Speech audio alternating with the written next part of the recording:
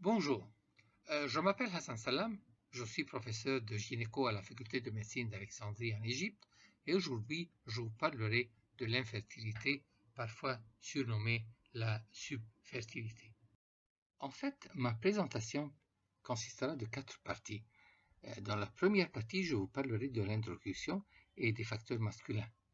Dans la deuxième partie, je parlerai du facteur ovarien en infertilité.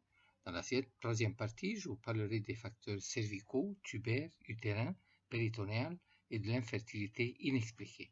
Et enfin, dans la quatrième partie, je vous parlerai de la procréation médicalement assistée. Alors, quelle est la définition de l'infertilité? L'infertilité, vraiment, c'est l'incapacité de concevoir après 12 mois de rapports sexuels non protégés. Au moins, ça, c'est la définition de l'OMS, l'Organisation mondiale de la santé. Ici, on aime faire une différence entre l'infertilité primaire, c'est-à-dire une patiente qui n'a jamais été enceinte avant, et une infertilité secondaire, c'est-à-dire qu'une patiente a été euh, enceinte avant, même si la grossesse était extra-utérine, par exemple. Il y a aussi l'infécondité volontaire, qui signifie que la patiente utilise une méthode de contraception pour éviter une grossesse. Elle ne veut pas être enceinte. Il y a une petite différence ici entre l'infertilité et la subfertilité. Il y a de ceux qui aiment faire cette différence. Disons que infertilité, c'est-à-dire il n'y a absolument aucune chance que ce couple aura un bébé, tant que la subfertilité, c'est-à-dire une condition qui est amenable au traitement. Alors ici, ça c'est le taux cumulatif de grossesse dans les couples cohabitants. Et comme vous le constatez, c'est-à-dire ça augmente. Après un mois, il y a 25% de chance d'être enceinte, 6 mois 60%, 12 mois 85% et après 18 mois, c'est-à-dire un an et demi, ça sera une chance de 90% et après ça arrête à 90%. Il y a peu de femmes qui deviennent enceintes après un an et demi. Alors, vraiment, la définition doit être qu'un couple n'a pas achevé une grossesse après 18 mois. Mais l'Organisation mondiale de la santé nous dit que c'est 12 mois. Alors, quelle est la prévalence de l'infertilité? En bref, c'est 10%. 10% des femmes âgées de 15 à 44% sont infertiles. Alors, si on veut être plus précis, c'est 8,4% selon ce papier de Moshe Pratt, mais il y a différence bien sûr, si on parle d'une femme qui est jeune, entre 15 et 24 ans, c'est 4%, entre 25 et 34%, c'est 13%, donc une femme plus âgée, c'est-à-dire entre les 35 et 45 ans, c'est peut-être une 30% de possibilité d'être infertile. Et c'est tout à travers tout le monde. Ça monte et ça descend bien sûr entre 9% et 13% selon cette carte qui nous présente la prévalence dans le monde. Alors, quelles sont les exigences relatives à la conception réussie? Alors, pour une femme de devenir enceinte, pour un couple, pour achever une grossesse, on a besoin de 6 choses. Une analyse de sperme qui est normale, c'est ce qu'on appelle le facteur masculin, et une ovulation avec l'utilisation adéquate, c'est ce qu'on peut appeler le facteur ovarien, un col utérin qui fonctionne normalement, c'est le facteur cervical, des trompes de Fallope qui ne sont pas seulement claires, mais aussi qu'elles sont en bonne santé, c'est le facteur tubaire, un endomètre normal, capable de recevoir l'embryon et de le recevoir pour 9 mois, c'est le facteur utérin. Et enfin, il y a un milieu péritonéal normal, par exemple, qui n'a pas de endométriose, par exemple, ou n'importe quelle pathologie qui peut empêcher le sperme de fertiliser l'ovocyte ou bien empêcher l'embryon d'être implanté dans l'utérus. Alors, quelles sont les causes de l'infertilité? Selon ce papier de Hall, Michael Hall était un docteur qui était bien connu en infertilité à Bristol, en Angleterre. En 1985, il a produit ce papier dans lequel il montre les causes de l'infertilité. Et selon lui, les facteurs masculins formaient 24% des causes, les troubles de l'ovulation 21%, le test coïtal négatif 7%, les problèmes tubaires 14%, l'endométriose 6%, et il restait pour lui 28% de couples où l'infertilité restait inexpliquée. Alors, commençons à parler des facteurs masculins. L'axe hypothalamo-hypophyso-testiculaire. On se rappelle que l'hypothalamus contrôle l'hypophyse à travers le GnRH, tant que l'hypophyse produit son FSH et LH pour contrôler le testicule qui produit à son tour la testostérone.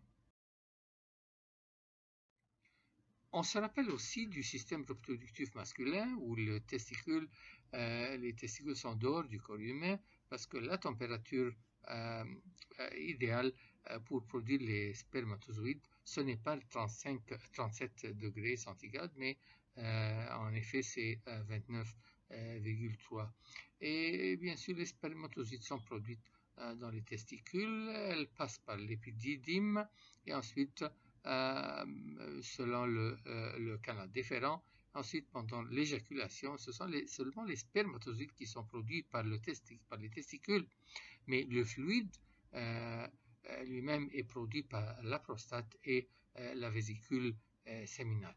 Alors, pendant l'éjaculation, les spermatozoïdes sont éjaculés dans ce liquide qui est produit par la prostate et la vésicule séminale. Alors, quelles sont les causes de l'infertilité masculine? On peut les présenter selon le niveau où la lésion existe. Par exemple, au niveau de l'hypothalamus et l'hypophyse, on peut avoir le syndrome de Kallmann ou une prolactinome. On peut avoir au niveau des troubles testiculaires primaires, on a le Klinefelter, le syndrome de Klinefelter, le syndrome de Catta-Génère, la cryptorchidie testiculaire et tout ça. Le problème peut être au niveau des canaux déférents, par exemple une obstruction du canal, aplasie des vases ou obstruction acquise. On peut avoir des troubles des glandes accessoires, c'est-à-dire prostatite ou inflammation de la vésicule séminale. Et enfin, on peut avoir des défauts coïtales, par exemple l'impuissance ou aussi l'éjaculation rétrograde. Alors, si on parle du niveau de l'hypophyse, par exemple, on peut avoir une crânio-pharyngiome. C'est une tumeur qui peut détruire l'hypophyse et ensuite l'hypophyse ne produit pas son FSH et LH, alors l'homme ne peut pas produire des spermatozoïdes. Une autre lésion au niveau de l'hypophyse, c'est une prolactinome. Alors la prolactinome, c'est un tumeur qui produit beaucoup de prolactine. Il ne détruit pas l'hypophyse comme la crânio-pharyngiome, mais ça produit beaucoup de prolactine. Alors cette prolactine, ce niveau élevé de prolactine peut en son tour baisser le niveau de FSH et LH et ensuite ça peut affecter la formation des spermatozoïdes. Aussi, ça peut affecter la puissance de l'homme. Il y a aussi le syndrome de Kallmann qui est au niveau de l'hypophyse, qui est aussi où on n'a pas une production de FSH et LH et en même temps il y a une anosmie. Il y a beaucoup de syndromes que vous pouvez voir dans ce diapo qui sont assez rares. Il y a aussi le syndrome de Klinefelter. Alors le syndrome de Klinefelter, là, on a 47 chromosomes au lieu de 46 chromosomes. Il y a 2 X et 1 Y. Et il y a le phénotype ce monsieur, disons, qui a ce syndrome de Klinefelter. il a une haute taille et il a une malformation des organes génitaux. Comme vous le voyez ici, il est plus grand que la taille moyenne, il a une pilosité faciale réduite, il a une pilosité corporelle réduite aussi, il peut avoir une gynécomastie, l'ostéoporose, la distribution de la graisse est plus ou moins féminine, il y a aussi une atrophie testiculaire quand on le voit dans ce diapo. On peut aussi avoir des problèmes au niveau de la queue des spermatozoïdes. Voilà une section transversale de cette queue qui contient 9 armes de dynéine comme tous les filaments dans la nature.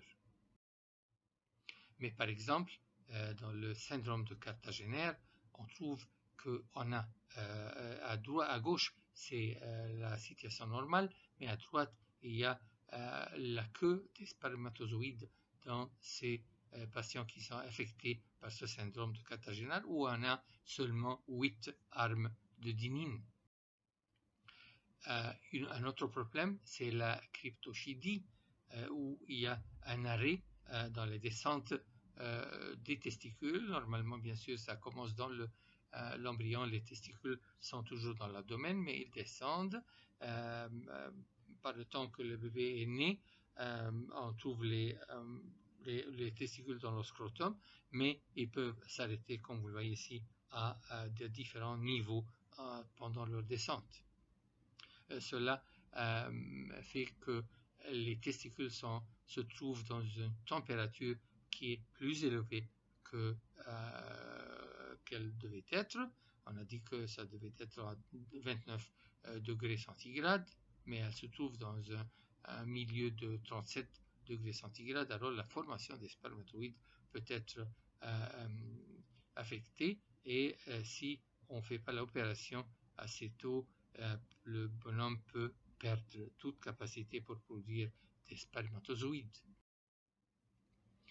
Le varicocèle est un autre problème qui peut entraîner l'infertilité. Et voilà, comme vous le voyez, il y a plusieurs formes et degrés de varicocèle. On peut avoir un problème au niveau du canal déférent, par exemple. Voilà le vas deferens. Peut-être il y a une absence congénitale du canal déférent. Le monsieur peut être né avec cette absence congénitale, et aussi il peut avoir eu une vasectomie, par exemple, alors il ne va pas produire des spermatozoïdes. Il va produire des spermatozoïdes, mais il aura une azospermie. Et même s'il n'a pas eu une opération, d'autres causent ces infections, par exemple, qui peut entraîner une obstruction des canaux déférents. Il y a aussi le problème d'éjaculation rétrograde. Ça peut arriver parce que le monsieur a eu une prostatectomie, par exemple. Et alors, le muscle qui empêche cette éjaculation rétrograde est détruit. Alors, pendant l'éjaculation, au lieu que les spermatozoïdes sont éjaculés d'une manière normale, elles sont éjaculées en manière rétrograde dans la vessie. Si le monsieur produit de l'urine, après ça, on peut voir que son urine contient ces spermatozoïdes qui ont été éjaculés d'une manière rétrograde. Alors, comment pouvons-nous évaluer le facteur masculin? Alors d'abord, on prend une bonne histoire du couple, c'est-à-dire on demande au monsieur s'il a des maladies endocriniennes, s'il a eu des infections dans le passé, s'il a fait des opérations génitales, etc.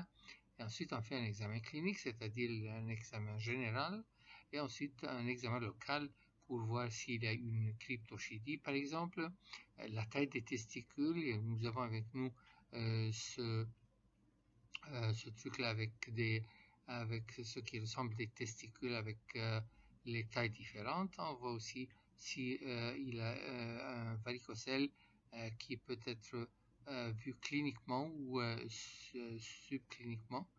Et ensuite, on demande un bilan qui se compose de l'analyse du sperme d'abord. Ensuite, si on a besoin, alors on fait les tests spécifiques et parfois on a besoin de faire des tests de la fonction du sperme. Alors d'abord, l'analyse du sperme. Comment c'est l'analyse du sperme? Voilà, ce sont des valeurs de référence. Elles changent chaque quelques années, comme vous les voyez ici. Ça, c'est selon l'OMS, l'Organisation mondiale de la santé. Les dernières sont en 2010. Et maintenant, on compte le nombre. Si c'est plus que 15 millions, c'est bien. La motilité et le nombre total, c'est-à-dire dans chaque éjaculation, de toute l'éjaculation, plus de 39 millions de spermatozoïdes. Une motilité doit être plus que 40%, de laquelle 32% des spermatozoïdes doivent avoir une motilité progressive. Ensuite, la vitalité de plus de 58% et la morphologie stricte doit être plus que 4%. SM, c'est strict morphologie. Et bien sûr, une absence de leucocytes ou pas plus que 1 million par millilitre. Et voilà, parfois on fait l'analyse, on ne trouve pas, on ne peut pas avoir une éjaculation, alors on appelle ça aspermie. Mais si on a une éjaculation, mais qui ne contient aucun spermatozoïde, alors c'est ça l'azospermie. On peut avoir une oligospermie, c'est-à-dire moins que 15 millions de millilitres par millilitre. Une asténospermie, c'est une motilité de moins de 40%, comme on a dit, de motilité totale. La tératospermie, plus que 6% des formes anormales si on fait la stricte morphologie. Ensuite, la païospermie, s'il y a plus que 1 million de leucocytes par high power field, comme on le dit, et on ne doit pas avoir de la nécrospermie, parce que nécrospermie, c'est-à-dire qu'il n'y a pas de spermatozoïdes vivants du tout dans cette analyse. Comment alors on peut faire le comptage ou la numération des spermatozoïdes? On peut faire ça, il y a des manières simples. Par exemple, en utilisant cette lame Improved Neubauer, comme vous la voyez là-bas. Et c'est le même système pour faire la numération des globules rouges. Il y a aussi une chambre de numération, counting chamber, de Maclair, qu'on peut utiliser de la même manière. On peut toujours faire l'analyse, la numération avec d'une manière informatisée qu'on appelle CASA, Computer Assisted Semen Analysis. Mais méfiez-vous, il y a toujours une grande variabilité dans le nombre de spermatozoïdes. C'est une étude qui a été faite par l'OMS, l'Organisation mondiale de la santé, en 1999.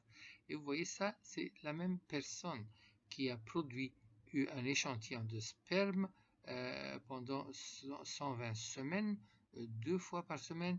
Et comme vous voyez, la numération, le compte peut monter jusqu'à 180 millions de sperme par millilitre et descendre jusqu'à 3 millions de sperme par millilitre. Alors, c'est toujours plus prudent de faire 2 analyses et entre les deux, il y a 2 semaines par exemple.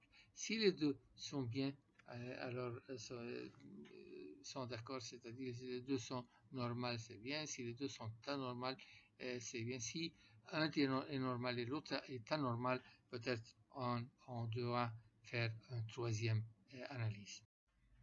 La deuxième chose importante à voir dans l'analyse du sperme, c'est la motilité. Et voilà, ça c'est l'OMS en 2010, la dernière édition, la 5e édition, où la motilité est ou bien progressive, ou bien non progressive, ou bien les spermes sont immotiles, c'est-à-dire qu'elles ne bougent pas. Alors, normalement, on doit avoir 32% moins de motilité progressive pour dire que le monsieur est normal.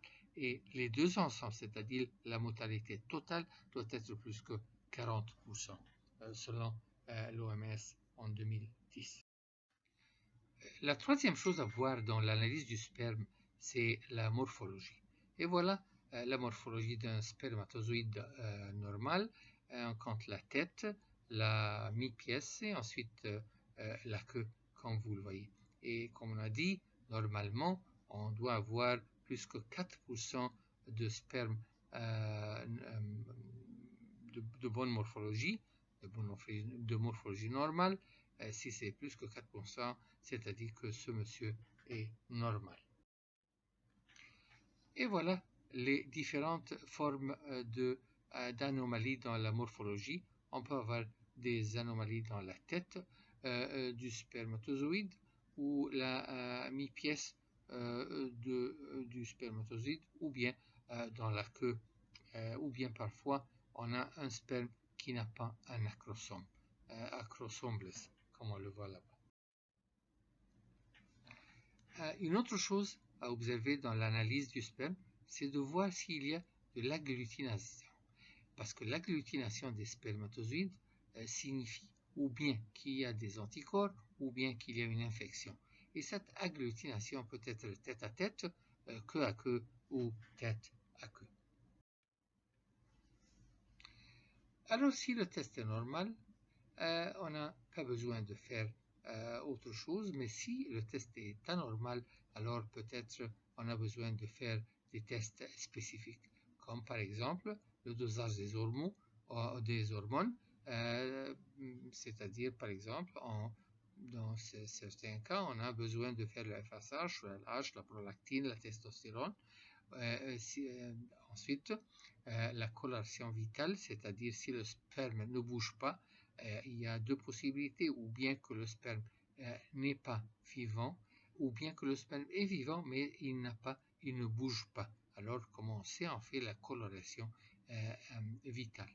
Il y a une autre méthode pour voir ça, c'est l'essai de gonflement hypoosmotique, c'est-à-dire qu'on met le sperme très vite dans une solution qui est hypoosmotique, et si on fait ça, on voit que le sperme peut par exemple bouger sa queue, et ensuite on l'emporte dans la solution normale. Parfois aussi, on a besoin de faire des essais immunologicaux, et on va voir ça. Peut-être si on a une infection, parfois on a besoin de faire une culture de sperme pour voir le type d'antibiotique qu'on doit donner à notre patient. Ensuite, parfois, on a besoin de faire l'analyse pour les constituants chimiques, c'est-à-dire le zinc, l'acide citrique, l'acide phosphate, le fructose ou bien le alpha-glucosidase. Et parfois, en particulier si le monsieur est azospermique, on a besoin de faire une biopsie testiculaire qui est peut-être ouverte, ou peut-être on peut la faire avec une aiguille. Et enfin, parfois on a besoin de faire une étude cytogénétique dans les maladies génétiques. Alors ça, c'est comment on fait la corrélation supravitale du sperme, comme je dis, si le sperme est mort ou si le sperme seulement ne bouge pas. Alors, comme vous le voyez ici, on a coloris c'est les spermes avec léocine, nigrosine, et comme vous le voyez, les spermes qui sont morts prennent la couleur rouge, tant que les autres ne prennent pas de couleur.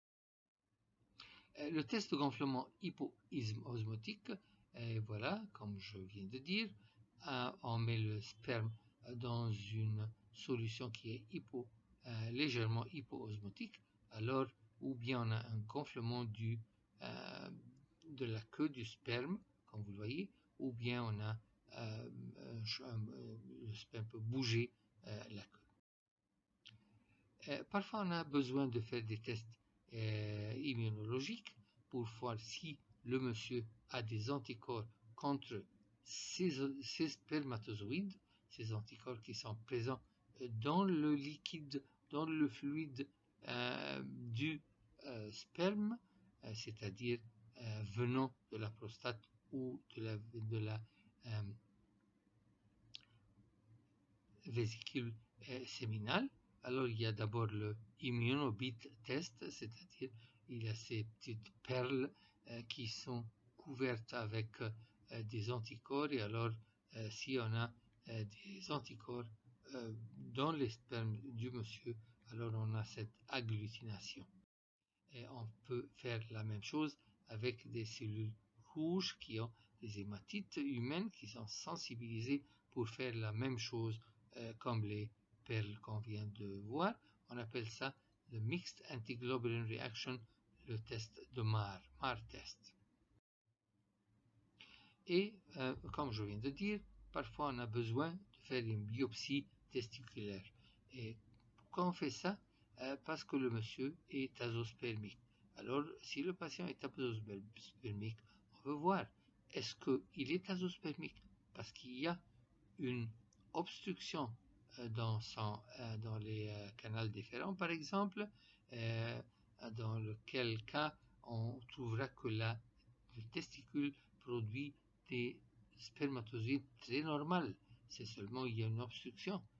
Ou la deuxième possibilité, c'est que le patient a un testicule qui ne fonctionne pas bien. Alors les canaux sont clairs, mais le problème c'est dans la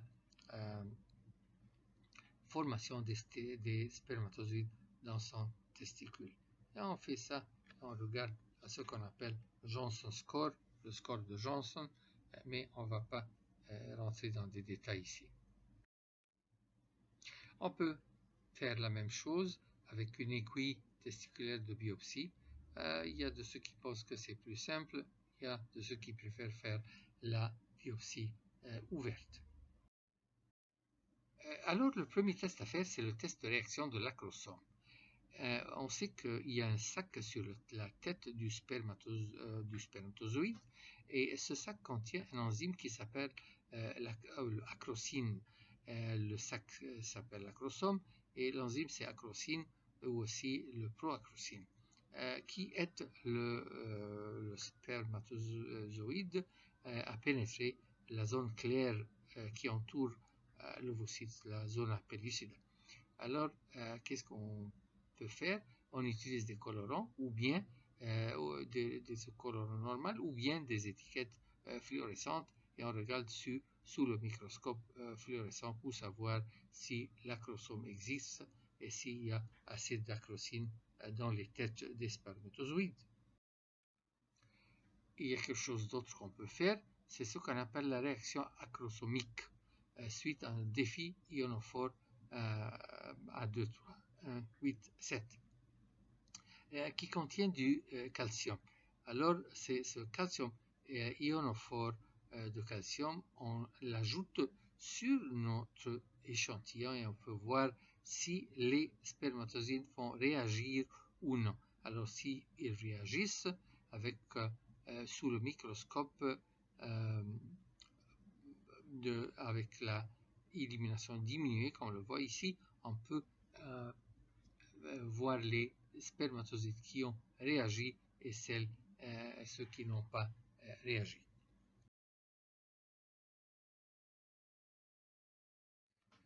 Un autre test de fonction de spermatozoïde, c'est le test de liaison hémisona. C'est-à-dire quoi? C'est-à-dire qu'on obtient des ovocytes qu'on n'a pas utilisés et on les divise en deux. Et alors on met notre sperme avec un moitié de l'ovocyte et un sperme d'un donneur qu'on sait qu'il est normal avec la deuxième moitié de l'ovocyte pour voir si notre sperme, le sperme de notre patient, s'attache à cette hémizone. Bien sûr que ce test nécessite des outils de micro-manipulation et une expérience, et aussi ça nécessite une réserve d'ovocytes supplémentaire pour faire ce test qu'on appelle le test de hémizona.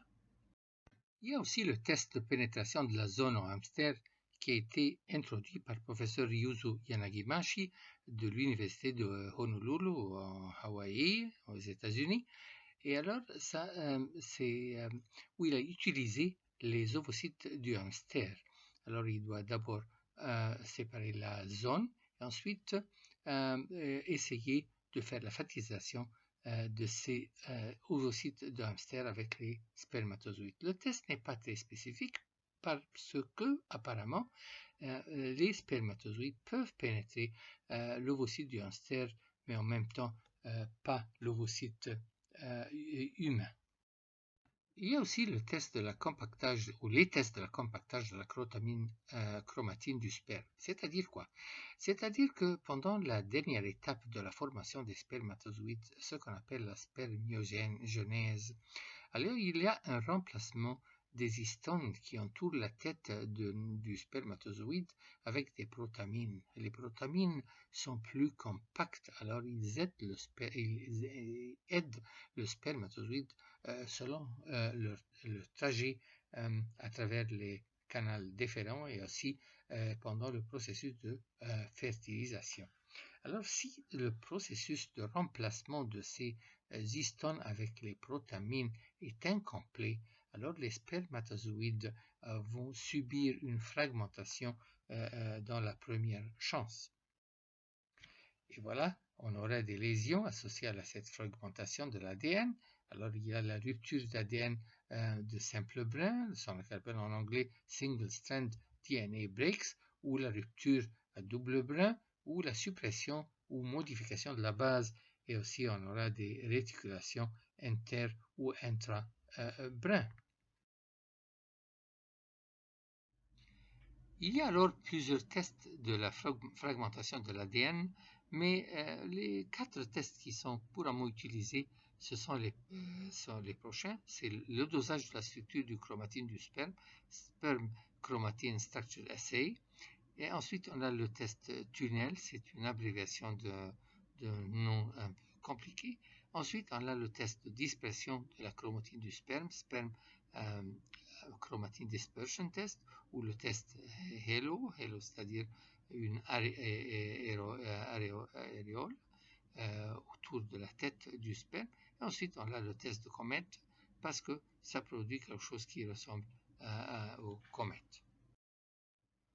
Mais le test qui est plus utilisé, et parce que c'est le test le plus simple, c'est le test de HALO.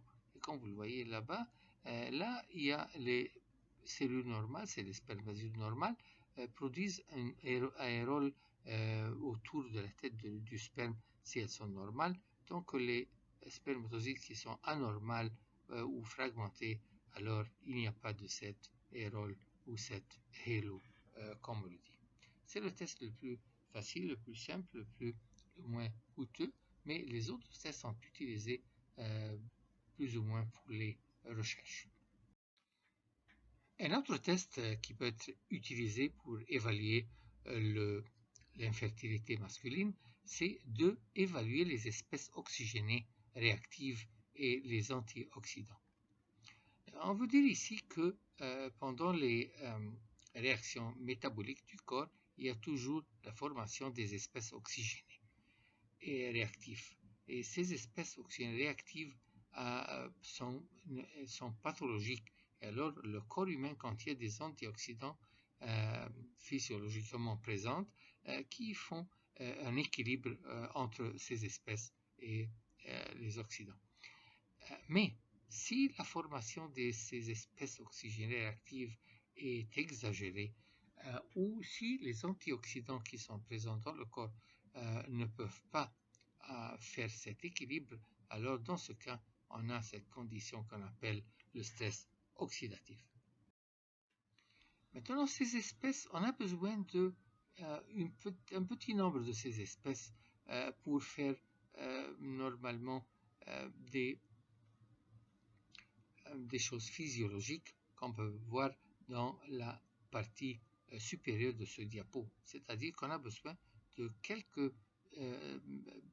espèces réactives pour la capacitation du sperme, pour la réaction acrosomique, pour l'hyperactivation du sperme, mais aussi pour ce qu'on appelle le sperme au site binding, c'est-à-dire pour que notre sperme s'attache à l'ovocyte. Mais si la formation des espèces est exagérée, alors on a la pathologie. Et comme on voit dans la partie inférieure de notre diapo, il y a des rôles pathologiques qui commencent à être aperçus. Parce que ces espèces oxygénées, réactives, qu'est-ce qu'ils font? Elles attaquent la membrane des cellules qui est formée principalement par des phospholipides. Alors ça produit ce qu'on appelle le lipid peroxidation, peroxydation des lipides dans la membrane des cellules. Une autre chose que ces espèces réactives peuvent faire, c'est de faire attaquer l'ADN et rendre notre ADN fragmenté. Et la troisième chose, c'est l'apoptose. Alors, ces trois mécanismes peuvent bien sûr entraîner une infertilité masculine. Et qu'est-ce qui nous produit cette exagération de production de ces espèces? Il y a des sources endogènes, il y a des sources exogènes. Exogènes comme le tabac, l'alcool, les toxins et la radiation.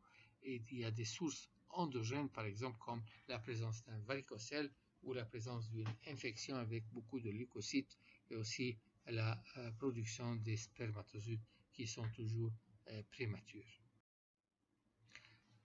Il y a plusieurs méthodes pour évaluer le stress oxydatif.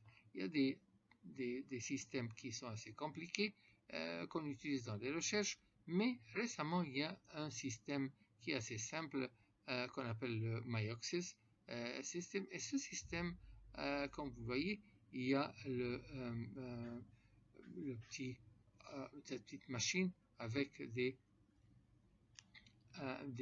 sensors. Alors on met le sensor dans la machine, on ajoute 2 gouttes ou en effet c'est 200 microlitres de sperme pour savoir. Et dans 2 minutes, on a le résultat de notre test. Et enfin, on a parfois besoin de faire un Doppler testiculaire pour voir s'il y a une varicocèle qu'on ne peut pas voir cliniquement. Alors, selon nos analyses, notre évaluation, on peut prendre en charge ce cas d'infertilité masculine. Il y a des traitements médicaux, il y a des traitements chirurgicaux et aussi il y a la procréation médicalement assistée. Alors, quels sont les traitements médicaux? Bien sûr, il y a les mesures non spécifiques, c'est-à-dire changer le style de vie pour un style de vie plus sain, arrêter de fumer, diminuer l'alcool et tout ça. Il y a aussi le traitement endocrinologique, c'est-à-dire les antioxygènes, les antihystrogènes, la HMG, la bromocriptine, les androgènes, le GnRH. C'est bien sûr selon les analyses. Par exemple, on commence avec les antihystrogènes comme le tamophène par exemple, le tamoxifène. Si on peut aussi ajouter de HMG, c'est-à-dire de FSH, l'hormone stimulante pour les follicules pour les femmes, la même chose qui stimule la production des spermatozoïdes dans les hommes. Et il y a aussi la bromocriptine. Si on a une prolactine qui est très élevée, on peut utiliser les androgènes pour faire un feedback négatif. Et parfois, dans le temps, on a utilisé le gène RH même. Il y a aussi les antioxydants qui sont couramment beaucoup écrits pour nos patients. Aussi, il y a les antibiotiques. S'il y en a une infection et on fait une culture, on trouve un certain microbe et alors on utilise les antibiotiques.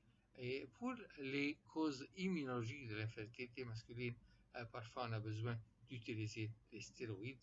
Et enfin, il y a aussi le traitement de la dysfonction érectile si notre patient a un problème de sa dans son érection, un problème de dysfonction érectile, alors d'abord on doit traiter la cause, si c'est physique ou si c'est psychologique, c'est le diabète, c'est quelque chose de psychologique, et ensuite on a toujours le sildenafil. Si ce n'est pas quelque chose de physique, on peut utiliser le sildenafil, et même si c'est physique, on peut aider avec notre sildenafil. Il y a aussi les antioxydants. Comme j'ai dit, il y a une grande possibilité que notre patient a des espèces oxygénées réactives. Alors dans ce cas, on lui donne des antioxydants.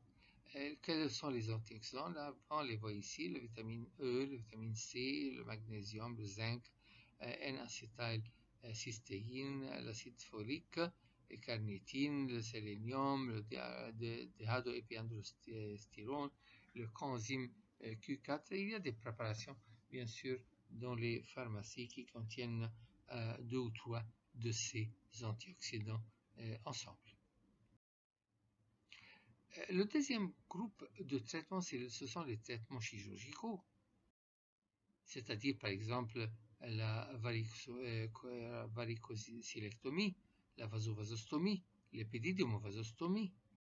Voilà, si on a un varicocèle, on pense que c'est le varicocèle qui est la source de notre échec d'avoir une grossesse, alors on fait la varicocélectomie.